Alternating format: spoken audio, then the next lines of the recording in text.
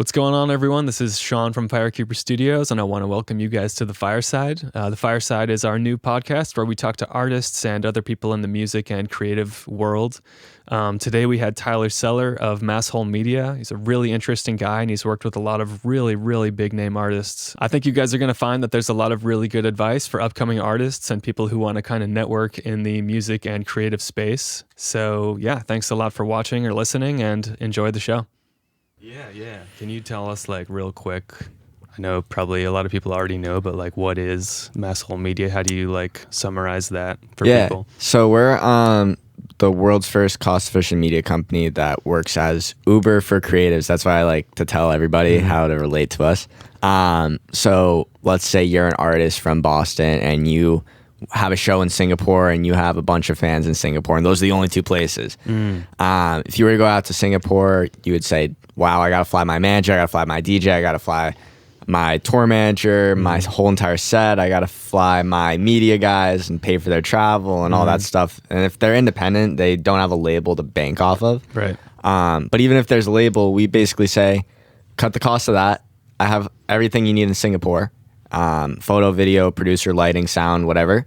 And we'll take care of that for you. You give us the rate it costs them to work, and we'll take a producer fee on top and just kind of like diverse it between the company and invest back into them, whether it be studio equipment, camera rentals, lenses, whatever they need. Nice. What is like the old like paradigm that you're disrupting for that stuff? Like, is there an old way of doing that that's kind of like different from how you guys do it? I don't know. Because a lot of people, like, the reason I started was because I got like greedy and selfish and wanted to do everything and I couldn't. People were asking me to go to places in the world that I thought would be impossible for me to go to when I was first starting. And I was like, how much are you paying me? And they were like, we can't pay you a thing because you don't have the proper equipment. You just started and we don't know how it's going to come out, but we want to give you the opportunity. So it was like, hey, I know a couple people that I met through doing a couple shows. I'd love to give them the opportunity. I'll make an Instagram and they'll share it with us. I can say I produced it and set it up, and just kind of promote and put other people into the scene that we're all trying to get to one day. So that's how it kind of started. There's a lot of other companies that are groups, but they travel together to do like Rolling Loud, Camp Flogna's coming up in a week. So that's how a lot of them do it, but we're trying to basically make ourselves different than being another media company that puts out good content, because photography and video, it's subjectively like it's all good content. Like, you have a style and that's how you put it out, and there's no bad way of doing it. So I think it's important to like provide a value that people haven't yet. So having people around the world and cutting the cost for artists so they can allocate a budget better for themselves to market themselves better is a cool way of going about it. Totally, yeah.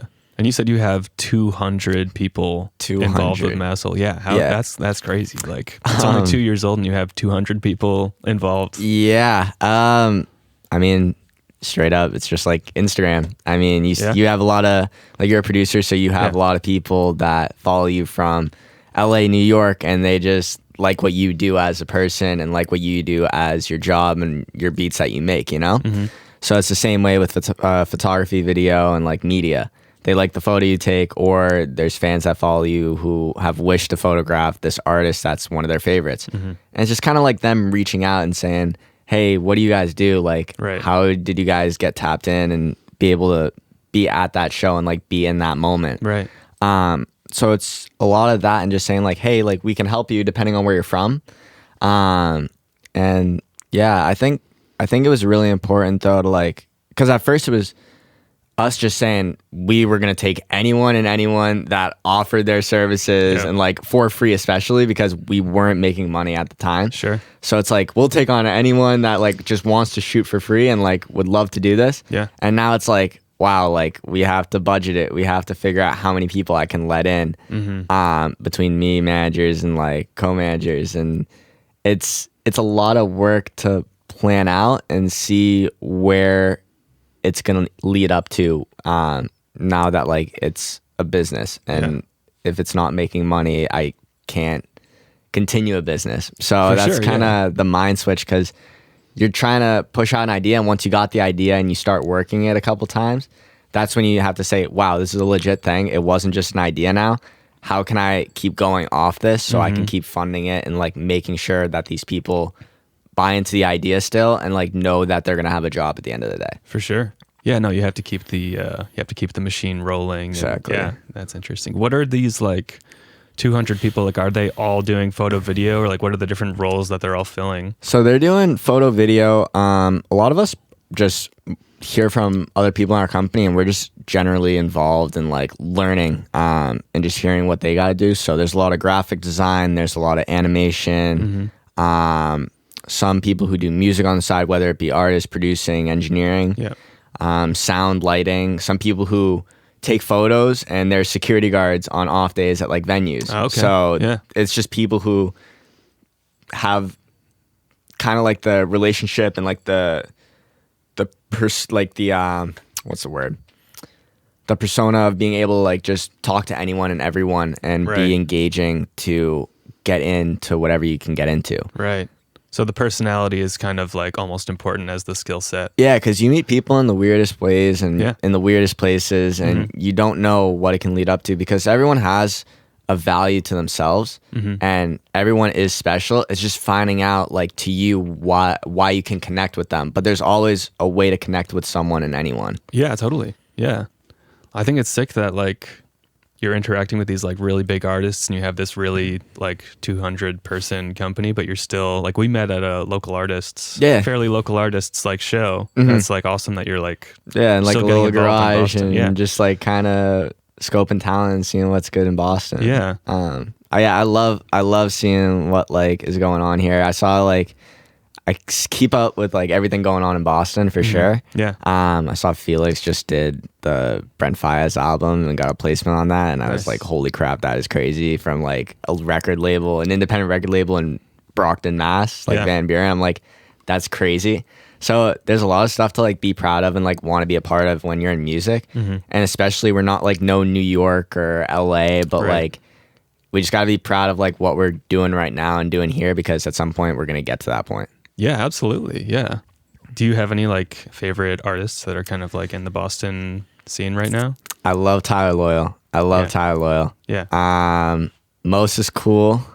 Token's actually been doing really well. He's on tour. One of our guys from our company is on tour with him right now in Manchester, I think, at the moment. Okay.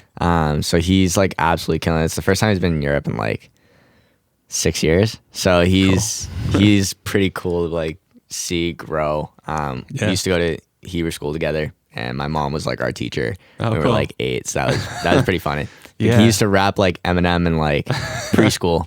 And we were like, what are you doing? And he's like, I'm gonna be a rapper, and everyone was like, okay, like cool. So that's wild. He's good. Yeah, that's super sick. Yeah. So you're doing a lot of travel these days, or like you've probably been to like tons of places doing like tours and stuff, right? Yeah, I mean, I've been to a couple places. It's like sometimes I feel bad traveling, because it's like the whole point of my company is that I don't have to travel, and it's supposed to be other people doing it. Right. It's more like when new opportunities come around and I want to show face for my company and just kind of like network with those people. Yeah, that makes sense. But I trust every single person that I've hired in my company to be able to know the idea of like what we're trying to do, because when they write emails to get into stuff and like be able to get paid for shows and whatever, it comes down to them knowing the idea and like buying into it and being passionate about it. So, or else I wouldn't hire them, you know? Totally, yeah. I want people that are passionate about what they do.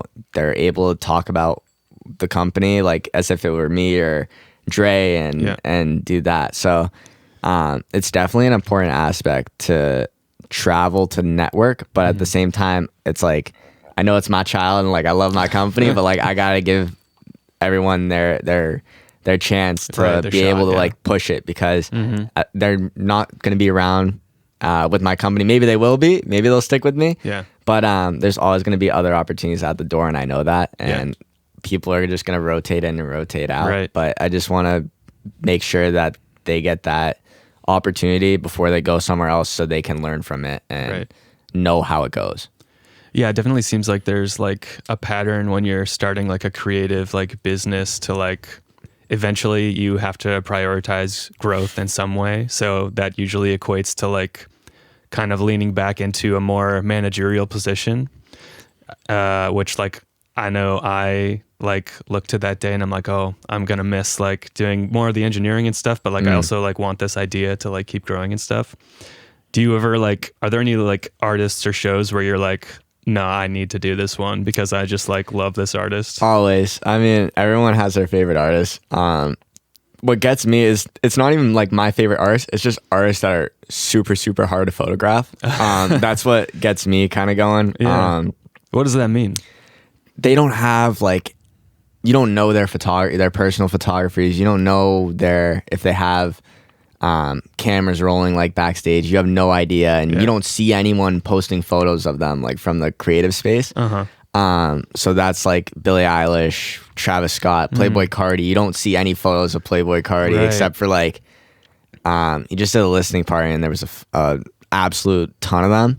Okay. But like everything else is like 2018, 2016 with like Uzi and like them being like, wow, they used to be friends, and it's like, Cardi, like, where have you been? You know? Yeah. You so doing those guys is like the holy grail to me. It's not necessarily doing my favorite artist I grew up like listening to. It kind of reminds me of like a wildlife photographer being like trying to find like a rare bird or something. Absolutely. Yeah, no, that's literally what it is. Like there's so many people that like are on tour and doing their thing and like it's work, you know?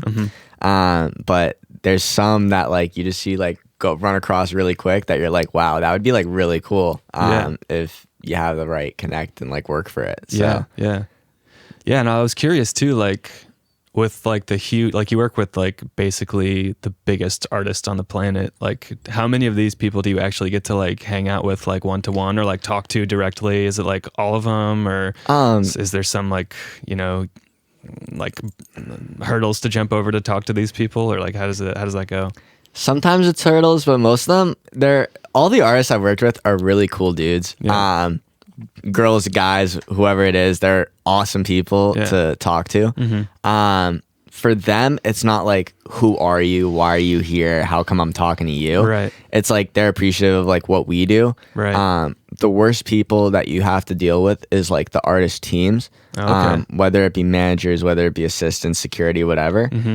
Most of the teams are absolutely great. Like Lil TJ's team, best team that I've ever worked with. I'm like forever in debt to them. But there's other teams that are like, sure, just like text me and like they won't respond, or like they'll say, get out of here. How are you back here? Like you did your job, go home. Like there's no reason to be doing this. But that sucks. Yeah. Because the artists, they're there to work. When they get off stage, it's like they don't want a camera in their face. As long as we don't have a camera in their face and it's just like us hanging out as like high school friends, it's totally cool. Yeah. Because they go out in public and they're getting flash mobbed and paparazzi'd, you know? So they just want that chill vibe and like being able to trust that like whatever happens in this room stays in that room. Yeah. And it's an important part to their life that they live, because everything's so public that they need that 1 inch of like private to go with. Yeah.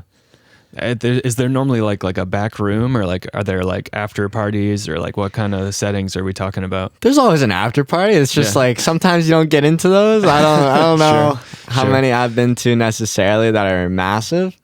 But yeah, every artist has a green room. If that door is closed, that door is closed. Sure. You don't even go and knock on it. Yeah. So when you're in there, it's like you understand the vibe it is, and it's either you're getting ready for a show, you're just chilling out. Anything that happens in there stays in there and doesn't leave that room. But it's just really cool to see how a lot of those guys carry themselves, because whenever I work with these artists, you look at their age and they're like similar to us. They're 22 to 27 maybe. Sure. And you're like, wow, they like carry themselves like they're 30 to 40 years old, like so mature, you know? Yeah. And that's what they're taught like from labels, which is like absolutely incredible to see how professional it is that they're taught that since they sign. Right. And like you can see their like progress of like how they grow as an artist because of it. Right. Yeah. Over the years and stuff. Yeah. I've heard that like artist development is something that isn't really being prioritized as much these days, but you're seeing that it is still like happening. Absolutely. I've always said this, that A&Rs for labels are the most important people of all time, which is artists and repertoire. So people who those are people who go out and say, oh wow, Tyler Loyal's a really good artist. Like, I'm looking at how he markets himself. I'm looking at how many monthly streams. Need to know that my boss is going to like his music, and I need to know who he is as a person, and that he's not going to do any stupid crap, you know? Yeah. And that's the important stuff too, especially like just getting into a label that they aren't doing anything stupid. Right. So those are the people that basically say, hey, found a good artist that on like the corner of a street, and I think we should sign him. And those are the people that put on those artists that you hear about. Yeah. There's this guy named Sycamore. He just signed a deal with SoundCloud to basically get New York producers and hip hop artists like onto mixtapes, like bringing back digital mixtapes instead of the original ones. Cool. So he found Nicki Minaj and like signed her to a label. Found Travis Scott, signed him to a label, executive produced all his albums. Crazy. But he would go around in like Brooklyn and like Bed-Stuy, and he'd say to a guy performing on a corner, you have a great song. I'm going to come back tomorrow. You're going to have this on a VHS or a CD, and I'm going to put it in a mixtape. Yeah. Once I publish the mixtape, I'm going to let you know. And every Friday, I'm going to come to your street corner, and I'm going to give you some of the profit that I make from the mixtape if I make anything. Okay. So that's what he was doing and finding artists and putting on people in the hip hop scene. So he was the dude that created mixtapes, and he started off A&Ring on the street. Now he's A&Ring for Epic Records. He's A&R'd for Columbia and every label you can imagine. And now he felt like he's done everything. Yeah. So he wants to go back to his original roots because he wouldn't have done everything without that. Yeah. So he's trying to put more people back on, which is what I respect about him. Yeah, no, I think like artist compilations and like getting a bunch of different faces in like one setting is like, obviously playlists are super powerful. So exactly. I think, yeah, that makes a lot of sense. Is it like similar to a playlist, or how is this like mixtape idea? I think it is. Yeah. Right now it's just New York center based. Like, I don't even know. I actually have to. I was gonna text him and be like, "So what's the deal? Like, is it just playlist or whatever?" Yeah. But I think it's like every bit of music. Like, I don't think it's necessarily just hip hop. I think it's rap. I think it's trap. I think it's drill. I think it's that whole genre of it. But it's like incredible what he's doing, because that's the type of stuff that I looked up to once I knew more about the music industry. That's the guy I wanted to be. So it's pretty cool to see what he's done, and that's kind of like how artist development like really started for rap. Not necessarily like any of the country and whatever, they've had that, but a lot of these guys come off the streets in Compton and they're doing their own thing and come from gangs and all that stuff. And Sycamore was like, we gotta like figure this out. So going on street corners, just finding people and saying, you should do this, you should do that, and people taking his word like for a lot of meeting, and it ended up carrying them. So interesting. It's pretty cool to see that. Yeah. No, I think the people who like curate and then put something out to like a wider audience have always been like extremely important. But it just seems like the exact thing those people are doing has definitely changed over time, but that role is still like absolutely crucial. Yeah. And they don't get enough credit. A lot of the A&Rs now are just interns. That's all, all they are. There's a senior, there's a VP, a president, a senior director for A&R. Everyone else is interns. There's no like base A&R. So those intern A&Rs are working on commission or doing their own thing, and they're saying to the SVP or the president or the leader of like the label, found this artist, you should look into him, and I really think this might be the guy. Yeah. And there's no in between. You're just in direct contact with those people at the top. Wow. So I think that's how it rolls from who I've talked to and what I know.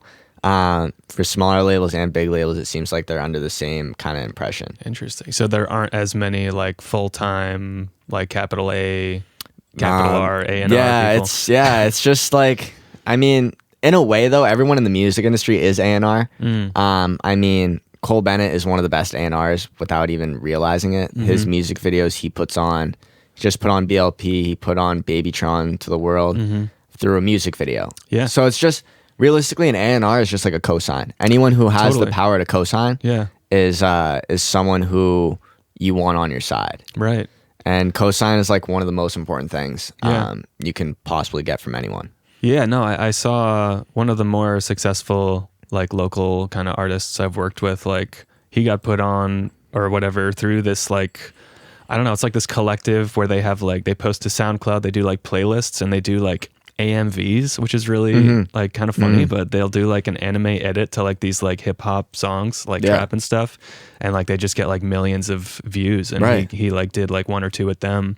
And that was like, from what I've seen, that's like the main thing that like got him like an audience and exactly. stuff. It's just trying to get people to get put onto and having them accept it and say like, you're a really good guy. Like, I think you are going to like shake up the world and let's figure out a way we can collab. Yeah.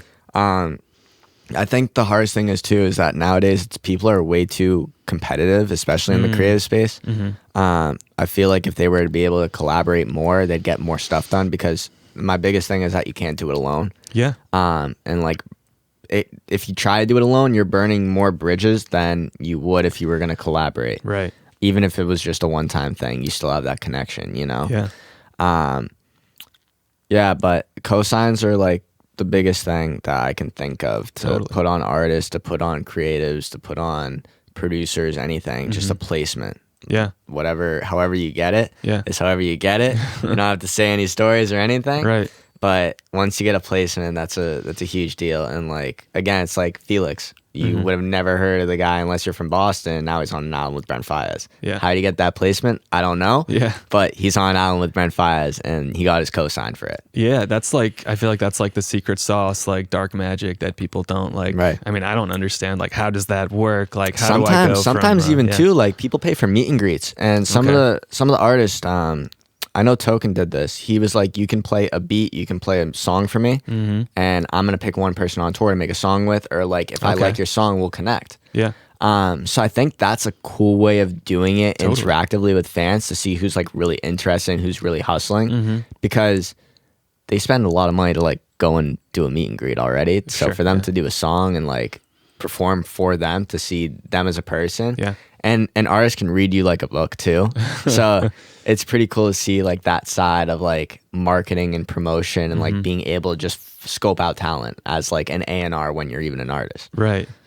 Do you have any, considering that probably some like smaller local artists are going to see this, do you have any like advice for them in seeking out that cosign or that thing that'll get them to the next level? Yeah, I think the most important thing is just meet whoever you can meet. I mean, there's no end to making a relationship. There's always just so many people that are in the same room as you. You don't need to look ahead and go storming into Columbia Records and on 25th and Madison and say, I need to talk to Ron Perry, I need to talk to this guy. Yeah. You're surrounded by people you're already with that have a value to you. That's the whole thing. You just got to find a value in someone. Yeah. And a lot of it is just learning how to talk to people. And sometimes you aren't that personable, but you are personable through your music. So it might just be expressing who you are through your music and showing it to like friends, or not even friends, scratch that. Because your friends are supposed to like your music and support you. You want other people, because that's how you build a fan base. Yeah. So just being able to put on other people to who you are as a person. But talk to the people you're in your room with and meet that one person, because they always know people. So that one connection goes to 2, those 2 go to 4. Yeah. Those 4 go to 8. That's what I was telling you about. Totally, yeah. So it's just important to surround yourself with who you're with, like in the moment, and live in that moment, rather than like say, wow, I need to like talk to this person if anything's going to happen, because there's so many people for an artist team. There's at least 50 people per team. Right. For one artist. Yeah, that's crazy. So if you get one of those 50, that's how you can get in contact to your favorite artist. And people don't realize it. And I think that's a pretty important thing to know. Totally. Yeah, no, I think like social connections are like extremely important. And I feel like a lot of small artists, like when I put out a tiny bit of music, and I feel like my idea was like, oh, I'm just going to like post it, and like maybe I'll do like a little promotion on it and like just see what happens. Maybe something will like, maybe something will happen. But it's more, I feel like it's much more like actively pursuing the right social connections and like creating this environment that's more likely, like you're never going to guarantee that you'll meet that perfect person who can like put you on to the next level. But the more you like interface with people and like give them things and, you know, just be like a cool person, like you're increasing the odds that that crazy thing is going to happen. Right. That's like going to lead to like more connections being made and, you know, you getting to that next level. Yeah, and there's I mean, for example, one of my friends, Zay Skills, he's from Framingham, and I think he's a senior this year.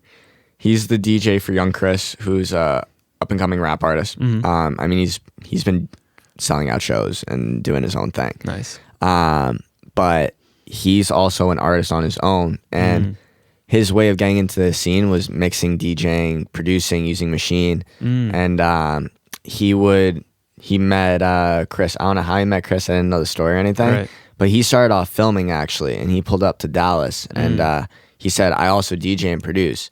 So he started going off doing his own thing with that, and Chris ended up taking him as his DJ, and he started to just become an artist, and he's like a really talented artist. Yeah. So it's like sometimes you gotta diversify. Like, it's not just good to do one thing in music, because people are looking at everything you can do and who you are and like what they think you're good at. Right. Because you don't know where you're gonna be necessarily besides an artist, because it's not just about making music. You're gonna have to produce your own songs. You're gonna have to know how to do it, because at the end of the day, it's your music. Yeah. So you have to know the whole side and just like be educated on every single step of the process, and just have the due diligence to like learn that. Yeah. No, I feel like there's this tricky balance to be struck between like specializing and being like a generalist and like doing everything. But I think what you're saying is totally right, that you should at least be competent and educated in like every stage of the process. If you're not actually doing it, like you should be able to like have input and like kind of direct and like make sure that it's happening the way you want it to happen. Because at the end of the day, it's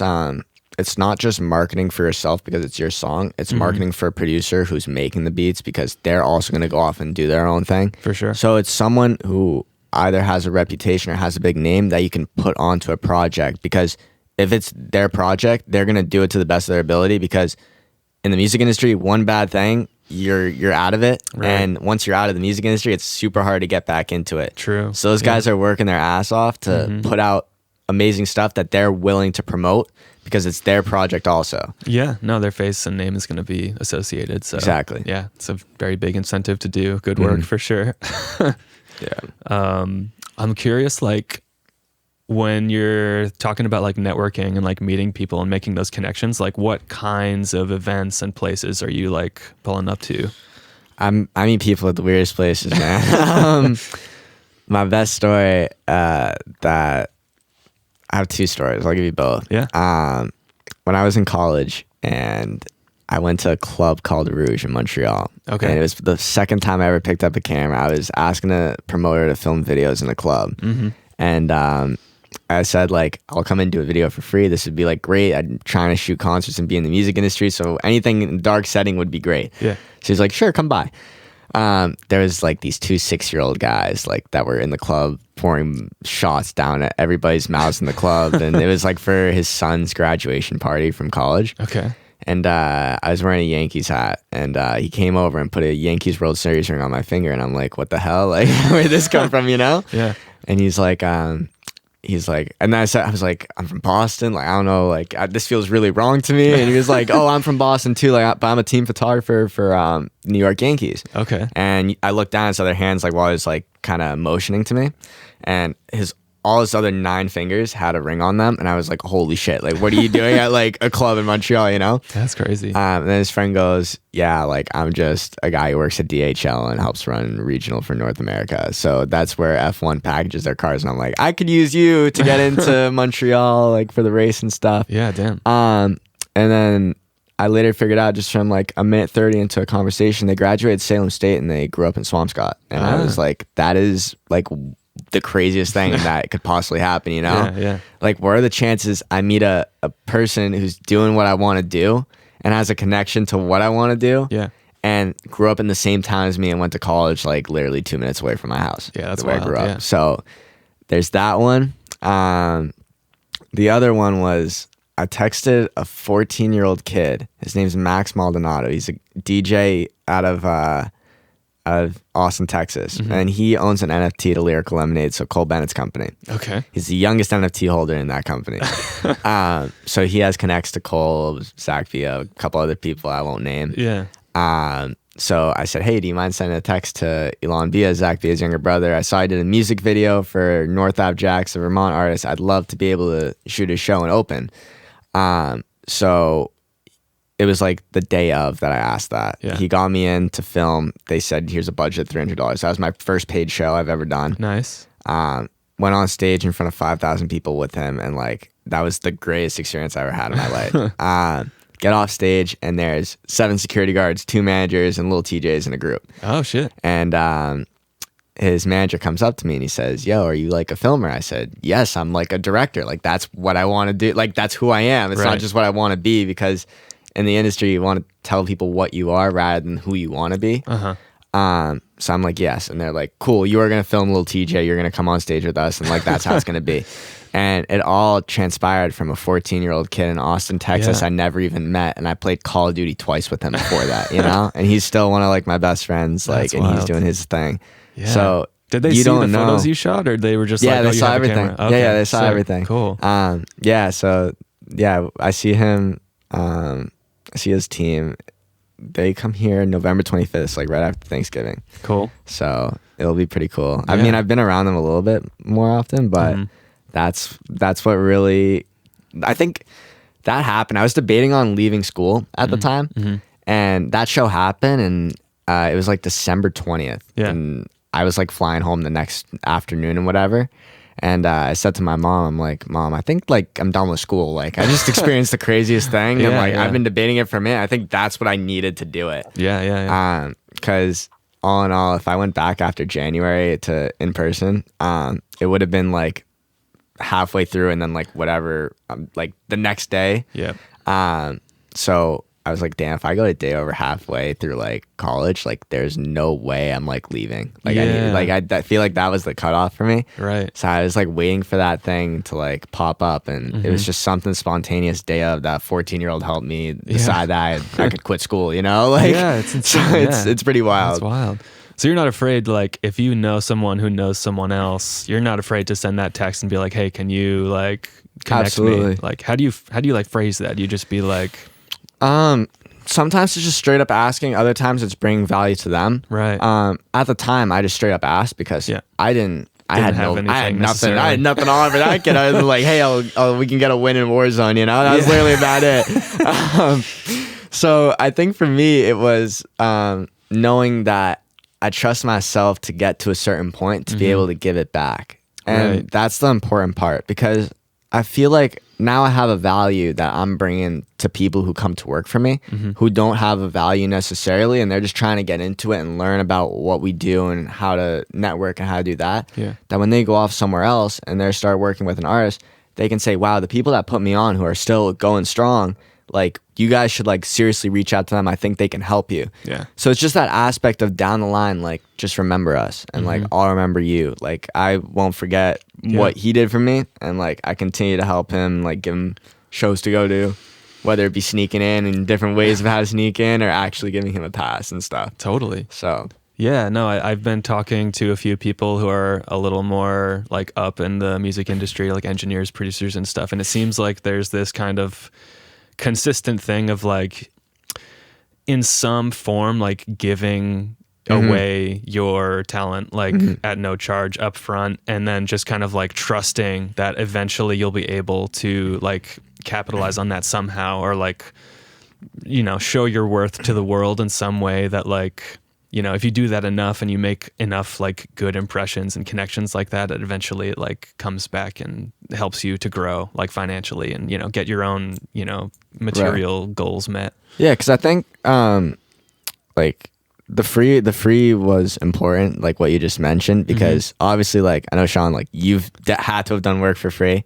Yeah, a little. And Yeah. producer. Yeah. And Pete, like the creative space gets done so dirty that like, you know, damn well, like we're losing so much time doing stuff for free just to be able to like learn how to do something for ourselves, you know? Yeah. So I went through a long time doing that Right. before I even like got a paid gig. Right. Like I was already doing, I probably had like 15 shows under my belt before I did Lil TJ, and like had a bunch of I went to clubs and like people asked me to go and film birthday parties and stuff, and it's like how the fuck did I not make money off of that, you know? Yeah. In retrospect, it's like, and sometimes it takes that slap in the face saying, holy shit, like I was just on stage with 5,000 people and there was 5,000 like flashlights like staring at my fucking face. Like now, like I'm at a point where I can't take any free work anymore. Yeah. Like this is what I've done and this is what I'm capable of doing. Yeah. Like you have to kind of meet me halfway somewhere. I'm cool to work with the budget because I'm still learning. Yeah. But I've already done this and this was my cosign, you know?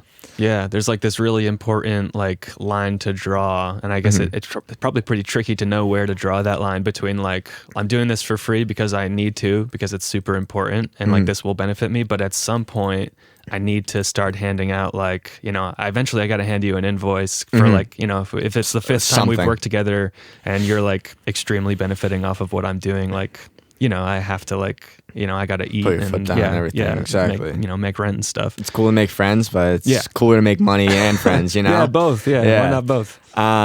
Nah, like my mom is always like, whenever I leave the house and she goes like, you're going to a show. I'm like, yeah, I'm working with a guy with face tats. He's from Compton and like, we're going to have a great time. I don't know what he's going to be doing after the show, but I'm probably going to go with them. And she's like, that is scary as hell. How much money are you making? And it's like, Mom, like sometimes I'm not making a thing and like I'm trying to make a connection. Other times it's like, hey, I'm making $500. Other times it's, hey, I'm making $1,000, you know? But all in all, it's like you have to put in the work. And I think the important thing is like that whole line of where to draw it at and like say, damn, now I gotta like stop doing stuff for free. It's that you'll know. Like people watching this, like they'll be sitting back being like, damn, like how the hell have I not hit that moment? Like it's been 6 months for me. And it's like you will get an opportunity and you're gonna be like, holy shit, this is the craziest thing I've ever done in my life. And it's the last paid thing you do. It might be the first paid thing you do. But there's one crazy experience, and whether an artist reposts your work or like says, hey, like come do this show with me, whether it's for free or not, that's where you draw the line. And it's like, I am doing this stuff and this is, people are valuing me and like know what I can do at that level. So all these people at this level need to start looking at me as a director, as a producer, as whatever I am. And that's the important part, that whoever you meet in life, don't say, I want to be a producer. I want to be a director. I want to mix. Like I am a mix engineer. I'm a sound engineer. I'm a producer. I'm a director. I'm a videographer. And that's how it is, because you don't know if you're working as a waitress somewhere, someone might walk in and say, hey, like, what do you do? Like, you probably just aren't a waitress. Like, I know you're a college kid. Like, what are you studying? Oh, well, I'm a director. I'm a producer. And they're like, wow, that's really cool. I know someone over here that, like, I would love to get you in touch with. You seem very you seem like a great person. And you helped us out a lot. You got us our food quick. Here you go. Like, help us out. I worked on a boat narrating for like sightseers in like Boston Harbor. Okay. And it was a Salem ferry, so we go back and forth from Salem. So it'd be people dressed up in like the craziest shit, like going to see Salem witches and all that stuff. And it was also a commuter ferry, so people go to work in the morning and then come back on like the late trip during the week. And it's like, fuck, why should I narrate and like tell people what the fuck they're looking at if they live here and have been here for 50 years, you know? So this lady said she saw I was like super pissed off one day because it was like all commuters and like they made me do it. And those people like just didn't give a flying fuck. They had their AirPods in, or they were like, just shut up and like let us enjoy our ride. She was like, you don't know who's gonna come on that boat next. True. And the next day I went in, and the last trip I had with all the commuters on it, there was one family who was tourists that were going in to stay in Boston for the night. And it was Post Malone's former media and social media marketing management. Shit. And she was like, that is incredible, like that you're a director. And you had the balls to like say you're a director to my face, you know? So that was a cool thing that I learned too. Yeah. And if you had just said like, I want to be a director or I want to be, you know, whatever it is, it's like, now that person is like, oh, like I need this thing. It would have been nice if like I had met that person today, but like he wants to be this. He's not doing it. It's like, so I'll just keep looking. Yeah, exactly. If you're not sure, then like why should I talk to you? You know? Yeah, totally. Yeah. I think you gotta have a confidence in yourself, and also you gotta be like a little cocky, but not like in a way where it's like, I've been in rooms with Drake and like we've Right. had a shot, and I've been in rooms with Travis and we had a shot, and like I've done this and I've done that. It's like we work with Drake, we work with Travis, Right. we work with these artists, and we do this content for them. Right. And it's how you bring yourself in a professional way rather than saying, because that just looks like it's malpractice, straight up. It looks like you're doing something weird with them to be able to tell a good story rather than saying, hey, these are guys that like we were able to co-sign with and work Right. with, you know? Yeah. Like we have good stories with them and all that, but like at the end of the day, like they're our clients. Totally. And we work with them. Yeah. So that's the cockiness in a way, and like the confidence, just like we work with the biggest artists in the world, Yeah. you know? I mean, you have to, But that's like, just like a resume thing. Totally. You know? It depends how you say it. And that's also an important thing, because when you're sitting in rooms and you have someone who's just trying to get into the industry and they're saying like, can't believe I went to this show and like worked with this artist and like and did this and did that, and it's like, who have you done stuff with? Oh, well, like we produced for Travis Scott. And they're like, really? Like that's the craziest thing. Like tell me a cool story, like whatever. Totally, and it's yeah, like yeah. they're just like friends of ours, you know? Like I don't need to tell you a story about Travis. It's like just put in the work and get out, and when they call you again, you fucking show up. Just show up and keep showing up. I'm curious, like you've worked with like some of the biggest artists on the planet, and like, do you have any like dream artists that you like really want to work with, or like what's the next? I'm curious about like growth for you and like what your long-term kind of goals and like dreams are and stuff. Yeah, so I mean, like it's kind of crazy because I've only been doing this like 2 years, so stuff that seems long-term isn't necessarily long-term, because it's like I started off in a club with like 18-year-olds in school and now it's like I'm doing what I'm doing 2 years later. So I'm grateful for everything, but personally, I really want to be able to do the Travis Scott show, like basically get a ton of people in through my company and just do that, because that'd be like crazy, because I've only seen like 1 or 2 photographers throughout his tour. So I'm trying to set that up. And then Cardi, which I can't say anything about or anything, but Cardi, if he doesn't cancel his tour for like the 5th time already, we're looking all right. Wow, that's sick. Yeah. So Cardi would be the craziest thing I could ever do. I've never seen him live. I want to see him live, but that's the one I'm really excited for. Yeah. But long term, company wise, we're trying to be like Live Nation without ticket sales, because we want to be able to handle production. We want to be able to do that stuff and basically give them an ROI, like return on investment, of like, here's how much money we have saved for doing every single thing you can possibly imagine for a tour, rather than like for a show. Yeah. And just say like, this is what your normal cost would be for a tour, and be like, yeah, we just saved you like $10 million. Like that's ridiculous, you know? Yeah. Yeah, the ticket sales part I don't really care about, because it's like, why would I want someone bitching at me over a $50 ticket if like a show gets canceled? Like I have other shit to worry about than give you a $50 refund and like have to hear from you and whatever. So that's the stuff that I definitely don't want to do. So more like just like a touring agency, I guess. Yeah.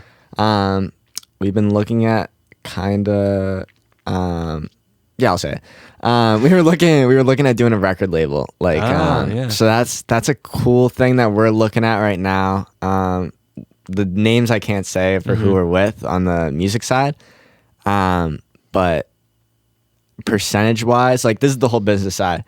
If they want to work with us and we want to work with them, it needs to be beneficial to both of us, or split even. Even when you're making a song, you need 50% of the rights, and he needs 50%. So that's kind of what we're struggling on right now, trying to agree on that.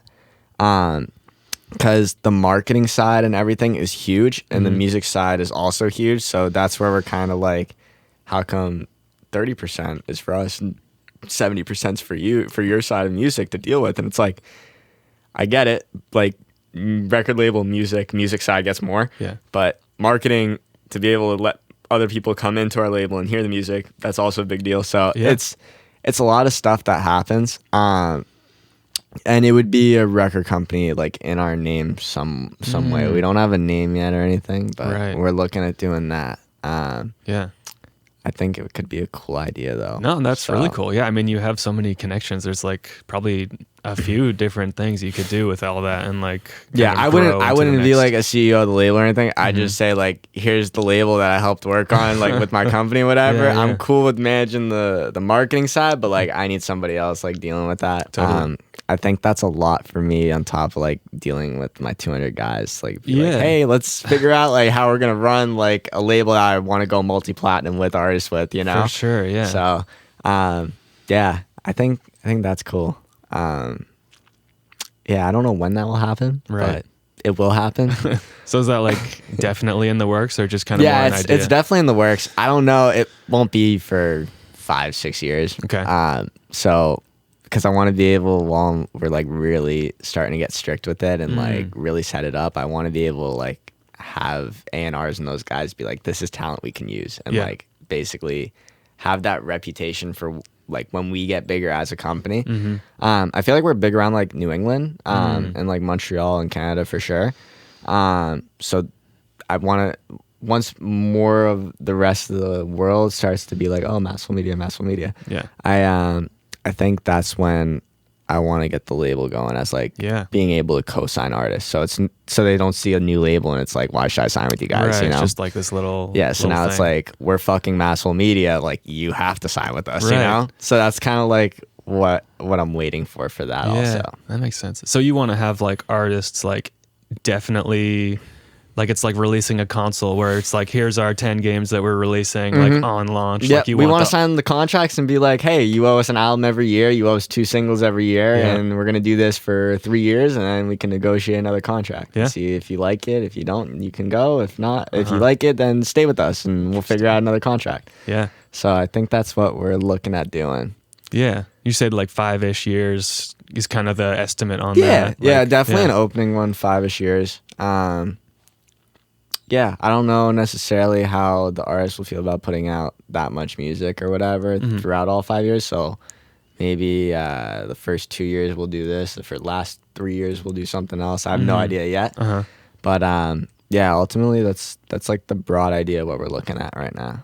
Do you have like a general kind of plan on how you want to like get that recognition that you're talking about over the next 5 years? Like how do you, like what's the kind of like nuts and bolts of like growing over that next period? I think it's doing like the whole Live Nation without ticket sales and the touring agency first, and just kind of working with our clients that we've been working with and saying, let's actually like go to Europe and do a tour. Let's go to places that we haven't necessarily been to except for festivals and like a single show out here, a single show out there, and like do a whole tour in that whole area and like let people know like who we are, like Right. apart from the artist.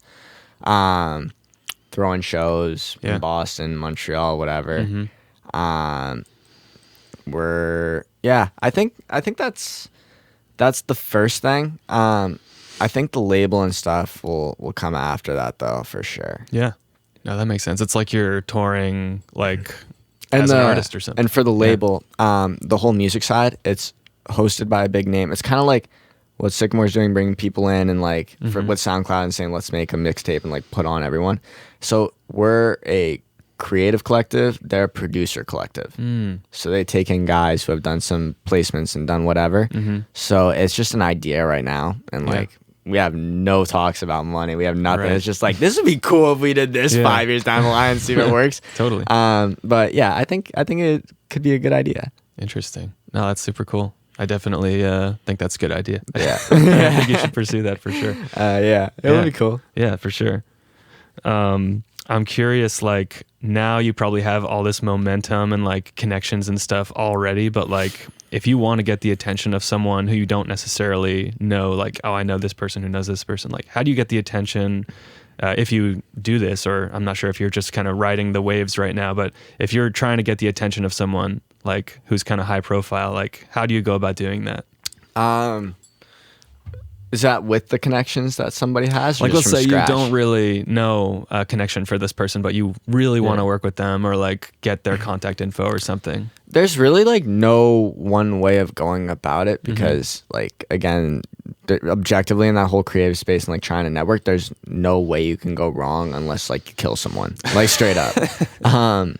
I think that the best way of doing it is like I've seen guys with like artists with speakers outside of shows, like back entrances to shows. When the artist comes out, he's singing already, and that's how he gets their attention. It's like a cosign. But I think that emails are better than Instagram DMs. Okay. If you're trying to like professionally do it, they have assistants and all that information's public. By the way, I didn't say that. So whenever you're looking at how to get in touch with an artist, their managers, their assistant, their producer, everything is public. Like every little bit of information is public. Names, emails, whatever. You can pay $5 to get a phone number, for fuck's sake. Yeah.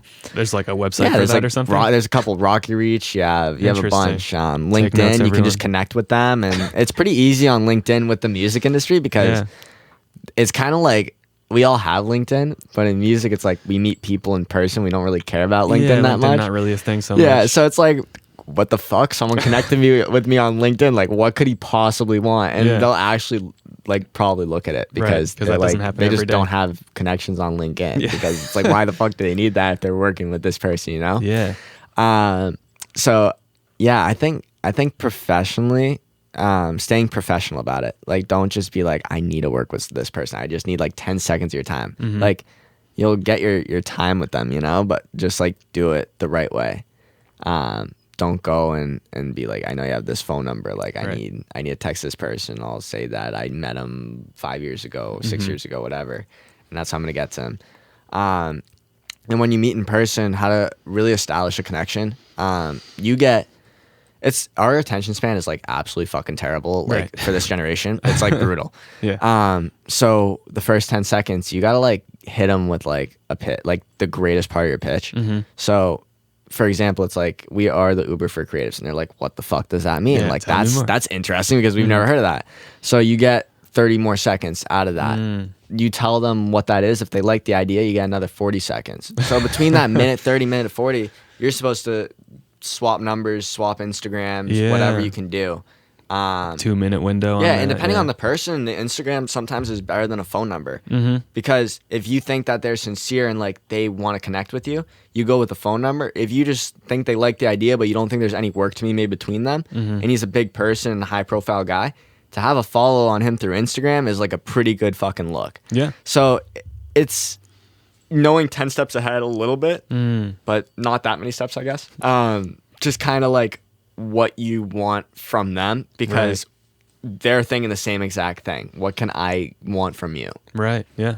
Yes. And because you're going to them, they already know that they provide you value. Right. So what the hell are you providing to them? Because they're just gonna say that's a waste of fucking time for you to come up and say, hey, I like what you do. They hear that all the fucking time. Totally. So there's a lot of thought that won't get said. It's like when you want to say something to someone so bad, but like you're like, shit, that would fucking kill them. That's like a lot of what the music industry is. It's like it's like all those thoughts are bottled up in your head and you know you can't say them, but you're like, damn, I am like so fucking smart and I can manipulate this kid like a book. And that's sometimes what it is. It's pretty sad, but that's how a lot of people think in the music industry. Totally. And very interesting. Yeah. Do you ever get caught up in like, because I like when I see someone in public that I want to talk to, I want to like give them that pitch and stuff and be like, here's what I do. Like, but I don't want to sound like I'm just trying to like get something from them, or like I don't want to seem like I'm like just interacting on that level. Yeah. Do you like, is there like nuance to it, or do you just go in and say like, hey, I do this, like I'm Tyler? Always, if you really want to talk to them and you respect them, always give them their flowers because show that you have appreciation for what they've done. And then I would even ask them a question, be like, hey, I'm actually a producer, I'm doing this. Like, I'm just wondering how you got this, or what you recommend to do that. And then that automatically just starts a conversation, like, and might not just be like asking a question back. You can know how a guy thinks from how he answers that question. If you're more adapt to your surroundings rather than just that person, just like really dive into like what he's saying and like don't hear it and like walk away and then be like, wow, that's kind of cool. Like now I'm wondering something else. Right. Like try and like delay your thought process. Like it's cool to like wait a little bit before you actually respond. But Yeah, I'd ask them a question, as stupid as that sounds, because they'll answer and it leads to another question. Totally. So, yeah. I mean, that's like a classic way and it's to like open also like a regular conversation, you know? Yeah, just talking to a human being. Yeah, exactly. Like, yeah, like what do you do? It's like, Yeah. it's basically like a more professional way of saying, what do you do? Like, hey, I'm a producer, but like I'm looking at getting into this. I'm wondering how you got involved in that. Right. Because obviously we have more tools now, but back when you were doing it, I had no idea that you did that. Like, that's crazy. Yeah. And they love talking about themselves. So that makes sense. Yeah, I mean, everyone does. Yeah, it helps. Right. Yeah, we're all proud and we're all passionate, and we want everything that we can get, because a lot of us, except for artists, don't get the proper credit. And like we don't, it's like honestly therapy. It's totally. low-key therapy. Yeah. Like being able to talk to people in the creative space, like even podcasts. Like some people come on podcasts because it's like, holy shit, I can like unleash all the stuff that I've learned in like 10 years that I haven't had the balls to say to an artist, and like this is my therapy. So it's cool to be like to give people their flowers, because it goes a long way. It goes a really long way. Absolutely. Yeah. Do you have people doing that to you nowadays, or has that flipped at all? It's kind of cool. Like some people reach out and they're like, wow, like you're the reason like I'm doing this, and like I just got a camera and like really inspiring stuff, and like I'd love to be able to like work with you or do something with you one day. And it's like cool to hear, because it's like, fuck, I still think I suck. I see people better than me, you know? Right, And it's like it's cool I'm putting on other people and everything, but it's like why do you want to work with me? Because I associate myself with like my company and my 200 guys. So if you're saying that to me, you should be saying it to all the other people that work with me, you know? Yeah. Because it's like I'm a personality in a way, but like I feel like everyone has their own credit into who I am and like what I've been able to do. For sure. Yeah. I mean, I feel like a lot of people might not realize that there's this huge team involved. But yeah, as far as like getting that recognition and those flowers and stuff, like what nowadays, like what makes you feel accomplished, like as a creative person, like as a human being, like what makes you feel like this is like what I was like meant to do or whatever? I believe everything happens for a reason. I think that's like a big part of my life that I learned. And I think that I ended up here because of COVID, as like crazy as that was, like, I really came to terms like during COVID with like my thought process and like who I was as a person becoming an adult, and like how to really like think about not just like who and when, but like more like why. Like I love learning the why, and I love learning about people. Yeah. So I think that was a really important part of my life, because it's like I went to one concert before COVID. I went to see Roy Woods, Drake, and Migos in 2018, and that was the only concert I've ever been to in my life. I've never been around music. I've never done anything with music. That was it. Yeah. And then I started seeing on Snapchat stories after playing video games like 20 hours a day. I was like, maybe like they were all like, oh, I missed this concert. Like, fuck COVID. Like, this was supposed to be a day. And it's like, you all had your phones out at that concert. Like, there, and like now it's crazy to me, because I still like see like 5,000 lights like flashing in my face, like at my first arena show. And it's like, that's crazy how that didn't change. And like, I took the opportunity just from like seeing how many people had their phones to like be able to be that person who works with the artist with my phone and my camera, you know? Interesting, yeah. So that's when I really realized like, holy shit, like I think I've figured out like a thought process that like how I think, and like just generating ideas from like nothing to something. Yeah. Like once you have like this plan that like feels right, that's like such a good feeling. And not even just plan. Like I had no idea I was going to do my company until I came home, and I started off doing it greedy. I didn't even think it was going to turn into this, but part of it is like, even when clients come up to you and they say, I need this done, I need that done, and it's like, we just say yes. We don't know if we can do it, but we just say yes, and we bullshit the fuck out of it. You know, it's like sometimes when I was first hiring people like that, I had to say no and yes to. Like when we started getting enough people, I would say, if I gave you like $10,000 for a music video, how would you do it? And I want them to bullshit me and like say like I would do this, because if they are that passionate about it, they'll be able to do whatever they want. You know, I know for myself, I would have been able to do it if I was that passionate. And some people were just like, well, I probably wouldn't even use it, or like, and I just do like a public shoot, and I'm like, but that's just like what you're doing now. Like, how are you going to improve? Yeah. So I would say, let me change the question on you. What if I were to give you $1 million? and I was like, and he was like, but that's so much more money. I'm like, it's the same fucking question. I'm looking for the same fucking thing, you know? Yeah. What's your imagination? Yeah, exactly. You know? What's your imagination? What's your thought process? Like, how would you break it down? And he said, I'd probably donate and do it something like a God's Plan video. And I was like, that might be one of the most creative things I've ever heard, because if I heard $1 million, I'd be like, private jet, everything materialistic that you associate to rap. And it's like a video of like people doing donations and stuff. And I rewatched that video that for God's Plan, and I was like, that is cool that like that was the first thing that came to his mind, rather than spending all the money and like saying the stuff that I was expecting him to say. Like he made an idea that like I was absolutely not expecting. Totally. So I thought that was kind of like where I was like, that's a really good idea. Totally. Yeah, that flash of like ingenuity and like... Yeah, I was like, holy shit. I thought I was like the smartest person in the room. Like you really shut me up, you know? But yeah, that's when I knew. I was like, yeah, I need you. So yeah. That's like an actual interaction you had with someone. Yeah, that was an actual interaction. Wow. Yeah. That's pretty wild, man. Yeah, I was honestly amazed by that. That was at like 2 a.m. too, because they're in a completely... It was like...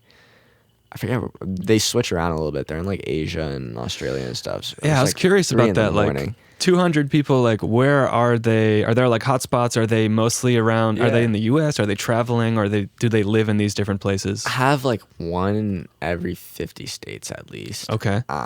So except like Alaska and Montana and like places where like it's like, hey, we maybe have something happening like once every 10 years, you know? Yeah. Boston I have a ton, because that's like makes home sense to me, you know? Yeah. Canada I probably have like 50 total. Okay. Which is a lot. Yeah, I mean, it seems like a good number for a country. Yeah. Yeah, and like rappers we work with can't even cross the border because felonies for the most part. Yeah. So having 50 might even be too much sometimes. Yeah, even Boston, we have so many people. It's like, shit, I need people to like sit this one out, and like even like I call Dre like Boston Flicks every day, and I'm like, dude, we have like 40 people on a list for this show. I don't know how I'm getting 40 people like take photos of the same thing. So I'm like, some people got to sit this out, and like they just got to trust that like we can get them in other way. Right. So that's like that. Me and Jerry just kind of like, holy shit, like we like have an empire, you know? Yeah, that's sick. Europe, we have like one in every country. Nice. Australia and New Zealand, we have one in like kind of different areas like Melbourne, Perth, Sydney. Like we have creatives there. Yeah. In Asia, we have one in Shanghai, one in Hong Kong. Wow. But like Hong Kong and Shanghai, like it's really hard to like figure shit out there because I have no idea anything about what's going on there. That's the whole thing. It's like I'm very cultured and like in the know of everything, but like I need other people like be like, hey, this is like what's going on here. Like you think you can set something up, or like, cool, I'll give it to my guy that like knows how to handle it. A lot of nuance. Yeah, and we have Japan and a couple in the Middle East too. That's sick, man. Yeah. And this is all just like through Instagram and online and stuff. Yeah. 90% of the people I've never even met. Wow. That's wild. Yeah. And it's like trusting them like with my instinct and stuff, which is pretty crazy. Yeah. You do like an interview, or like how do you like... Yeah, we do like an interview, and sometimes it's like, it's just a phone call. Sometimes it's FaceTime. And that's just how it is. It's just me trying to gauge how passionate they are. Just like them being curious, and I love curiosity. It's like literally like, it's like swiping on Tinder and being like, you seem all right. Like we'll figure this out, you know? For sure. And it's like that first date where it's like, you're hired, we're married for life, you know? And it's like, that's like the whole trusting the instinct thing. It's like, are you going to fuck me over? Or like, is this going to be the best first date I've ever had in my life? Sure. That's how I relate it to that a little bit, which is super funny. Have you ever had to like, I didn't even think about this, but have you ever had to like cut someone? I have. Yeah. I have. More than once, many times. Yeah, there's been people. The one thing with me is that if you use my name or like anyone in my company's name trying to get passes when you're not affiliated with us directly, that's the type of stuff that makes me kind of like, why are you doing that, you know? Sure, yeah. Because it's like just people looking for handouts. And it's not even me being like, you're taking away from like one of my guys' stuff. I don't care. Like I'll get my guys in through other ways. Like I'm naturally like winded to do that anyways in the easiest way. But it's like, why would you use my name like as an easy handout when you don't want to work for it? Like that just shows you want to do this as a hobby, even though you say you want to do it as a job. You're not getting anywhere if you're not hustling. And these are people that you've never spoken to before, or no? It's people like I see them at shows all the time and stuff too. But like you haven't like done that vetting process. They're not. You haven't like signed them I haven't on. interviewed them or anything. Yeah, they go and apply through companies like using our company name.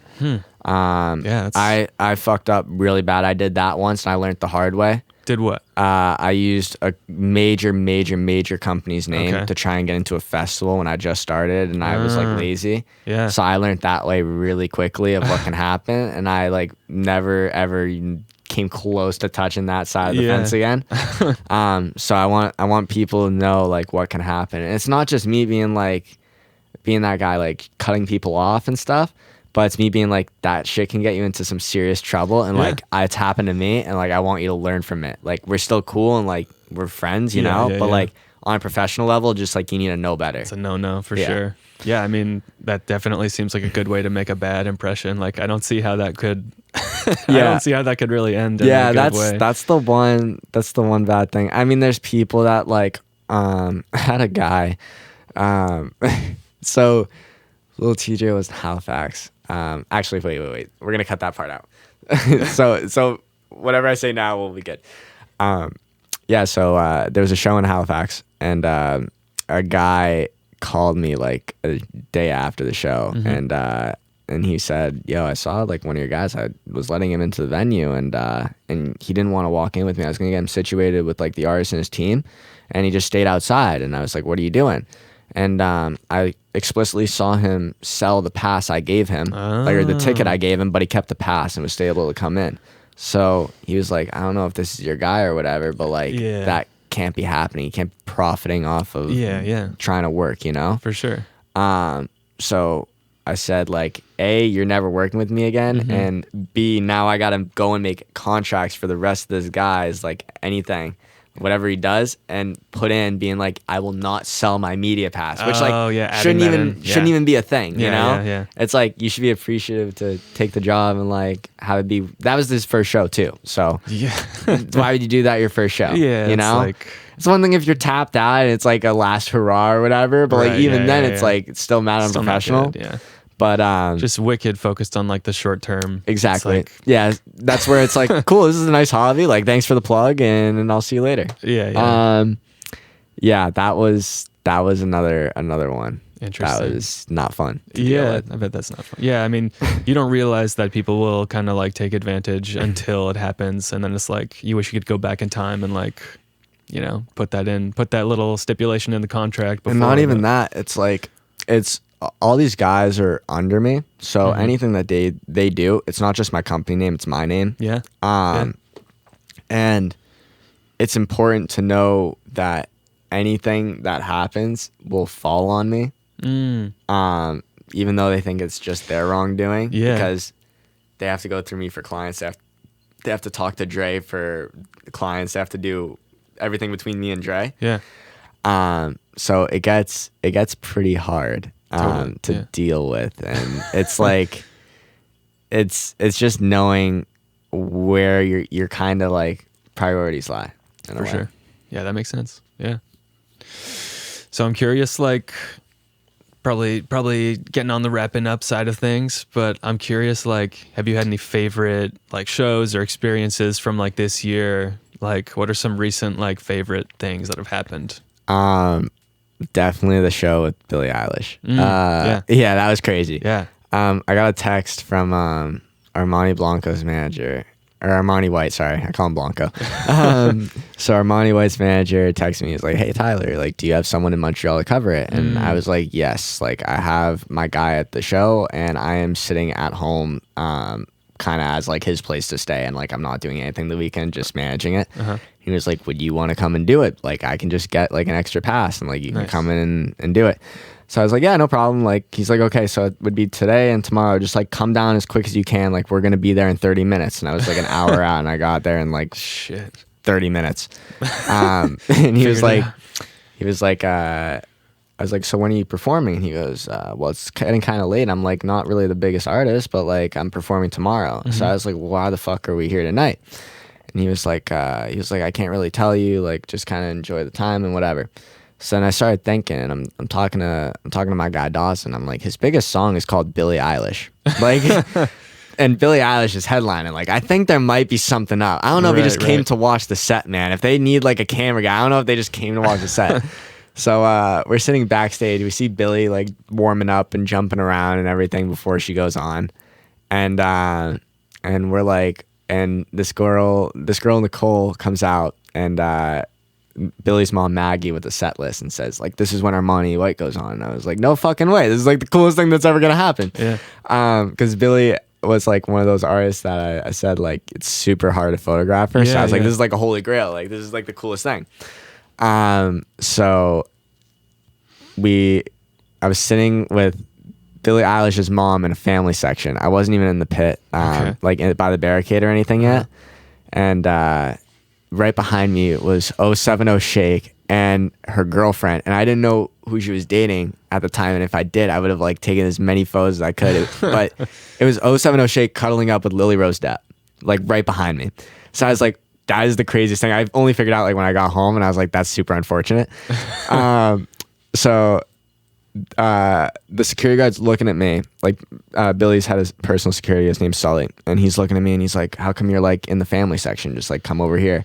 So I got escorted and I'm like sitting directly by the stage. Armani White comes out, does a performance to Billie Eilish. That was the first time they ever met and everything too, which was like super cool to get video of that. Yeah. After the show, Billie Eilish came out and we had like 5 minutes with her before she was like flying over to I think it was Hungary. Okay. And she was like, do you mind if like we can take a quick photo? Nice. And I was like, Billie's asking me to like take a photo. Like it was like, I don't get starstruck or anything, but it was like, it was pretty cool to get asked to take a photo of like Armani White and Billie Eilish like the first time they met. I was like, there's no way they're really pointing at me, you know? Yeah. And it was cool to meet Matty Vogel, who's Billie Eilish's photographer. He is like one of the most incredible dudes in the creative space. Nice. So that was probably one of the coolest stories I had recently. Yeah, that sounds sick, man. And artist wise, yeah. Like a great time, yeah. Yeah. Cool. Sweet. Well, I mean, I think I think this has been really cool, man. It was awesome. Yeah, this was fun. Yeah. I really appreciate you coming on. Dude, of course. Yeah. And this is the first episode, right? Well, it's the first episode we're shooting. I don't know what exactly the plan is for rolling these out, but it's the first one we're shooting, and we're probably going to get rolling with more episodes very shortly. So it might be a little delay before this comes out, but no, I'm super excited for this project and people to see all the amazing insights that you're bringing and stuff. So yeah, it's cool. It'll be cool for the people you meet. It's like a great way to just tap in with everyone and get to learn more about just people rather than what they do. Totally, you know? Totally. And in the most non-clickbait way possible, like and subscribe. Yeah. Do you have any projects that you want to like name drop or anything? Like, projects I have coming up. Next week I'm doing Black, and maybe you'll see us at Travis and Cardi. And if you see us and you see my face, just come up and say hello. Sweet. That's all I can say. All right, nice, cool. Well, yeah, thanks a lot for coming on. Of course. And yeah, I guess that's it. All right, sweet. Hey, thanks for listening. You can find Tyler at tyler.seller and Masshole Media on Instagram. You can find us at firekeeper.studios on Instagram or at our website, firekeeperstudios.com. Check out Pete's website, peterdebarrosfilms.com, or his Instagram at killpetefilms. Peace.